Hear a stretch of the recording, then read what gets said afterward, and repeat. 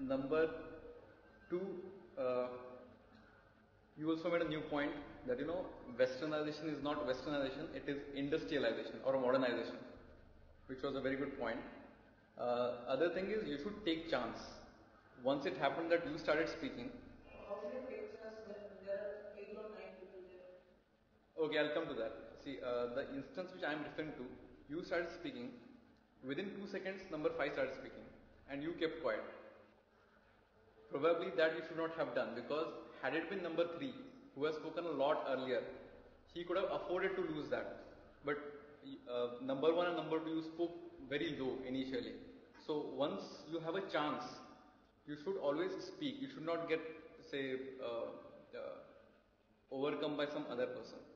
Now coming back to the point that if there are 8 people or if there are 12 people, how do I speak? In a GD, you always get intervals where the conversation drops after some time. You observe a GD. When you observe decibel levels, you will see sometimes it goes to a peak and then comes to a low. There is always a chance to speak. For example, when number 3 started, let's say, you will see that for first minute he was unstoppable. But then after that, he has no more points to speak. So he will keep on repeating his points. His voice will go down. And you have a chance to speak now. And in the worst case scenario, where there are 8 people or 12 people, the topic is very simple, everybody wants to speak, it's a fish market, then probably raising your voice or becoming more aggressive is the thing that you have to do. There is no other chance. Because the worst case scenario is that you will not speak at all, which is not something that you can afford. Cutting someone's other that is perfectly fine, because if you do not cut that person and if you don't get a chance to speak, you're not going to get selected. And what if, I have made my mindset that I should start, but he started because his thought process get us faster, and I was going to start with that point only. So it's like that I had to wait for my chances then once he has started, because both gonna be introductory statements. See, you can, when he started, you can, the best way to continue from the discussion is to bring new points. You had new points.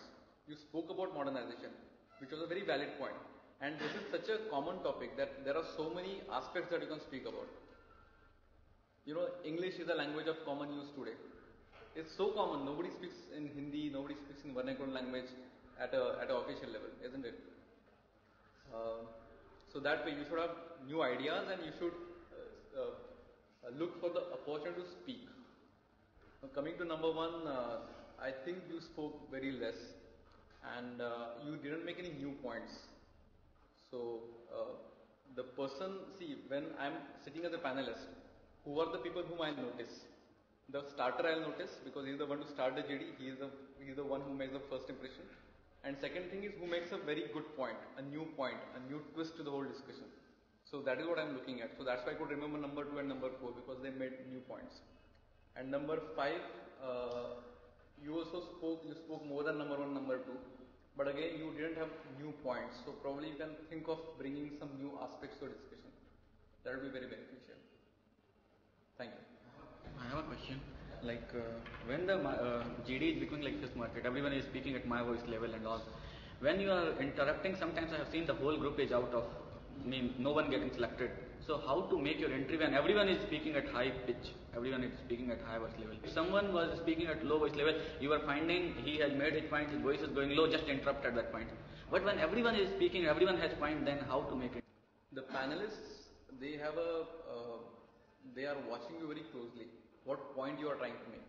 Let's say, assume a scenario where it's a fish market and number 2 is trying to make a point. He tried 3-4 times but couldn't make his point. But at least I can listen to him what he's trying to say. Because in a fish market, you are supposed to continue at least 2 sentences what you want to make. Because worst case scenario, you won't get to speak at all, you won't get selected for sure. At least the ones making noise might have a chance to get selected. Coming into specific points, number 3, one of the things you said when you were starting off is that India is second in terms of wheat production, it is third in terms of rice production. Now those may have been good statistics, but I'm not sure that they were relevant to the discussion of India as being westernized. If they were good and they were relevant, then you should have linked them in some way. For example, you could have said that what is a variety of wheat that we use. If you had said that, or what is the variety of rice that we use and from which country it has been taken. Number 4 was you were the one who said let's define westernization. So you could have taken that point a little further and said, okay, why don't we actually come back and let's define westernization, or let's break it down into the different parts and then let's look at each part separately. You were the only one who said that let's get into defining it. Number 2, you went into the aspect of saying that let's look at globalization versus modernization. So again, you could have globalization versus westernization. Again, you could have taken it up a little more and said that no, these are the reasons why I believe that yes, it is globalization. When you were making your point, you took quite a long time to come to the conclusion, which in a more active or a bigger GD you might not have had the time to do so. In the first 3 or 4 sentences of your attempt, you need to get your main point across. After that, you can keep substantiating by saying, okay, these are the reasons why I believe it is so. But if you make your point and the conclusion comes at the end and you get interrupted somewhere in between, then I don't know what is your main point. And hence I don't really, you may have a very good point to make, but because I don't know what is the conclusion, I don't get your point as a panelist. So we won't add any introduction or prelude to my point. If I'm going to make some point, so I will just, and there is some discussion which is totally in the other direction. Right. So you say that I don't agree with this. I believe that we are not looking at westernization but globalization, and the reasons for these are 1, 2, 3, 4. What I'm saying is that you start with the conclusion and then work backwards or whatever. But at least somebody who's listening to you as a panelist should know that this is the viewpoint that I have. Then if out of 4 reasons you are able to manage only 3 to speak, at least you've got 90% of your point across. Okay. Number 5, you had the point that westernization is happening only in metros, which is relevant and which is right, but you could have also brought in other aspects. What do you think about the rural areas, for example?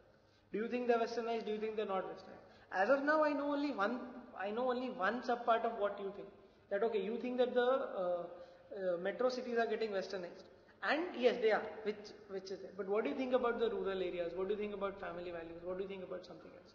All those other aspects also, if you had brought in, and each time you speak, if you speak up differently, then it would have been much better. Number 1, you did not contribute that much, and you could have used the opportunities that you had to speak more and to speak earlier. If someone like stands up and says, I don't disagree, then that can backfire. Like if someone stands out from the GD and he says, I don't agree. So as long as you have valid logic behind saying so. Some people think that if I take a view opposite to others, I would stand out. Sometimes that is strategy. But whatever you do, if you don't have reasoning behind that, it would fall flat. If you are the only person who's taken one stand, all the others have taken other stands, as he said, that can be a strategy to get more chance to speak, because everybody will keep refuting your point. And the moment people refute your point, you have a chance to come up with a counterpoint, you have a chance to come up with more arguments. So it sometimes helps to be on the side where of the fewer number of people. One more question. Actually, you asked that when you put the figures, you could have come with somewhat more definite figures or more examples. But suppose we have more common examples, or maybe we don't have any examples, then what should we do in that case? Define, structure, summarize. What he did was to throw numbers, but those numbers fortunately, unfortunately were not relevant and you didn't pick on it, as he rightly pointed out, as he said. But if you have statistics, if you're basing it on facts, if your argument has facts behind it, you throw your conclusion, give your facts, that is the best way to present your argument. So in case we have facts, we put it, or else you don't even utter a word about that fact. Unless you are very sure that nobody else knows.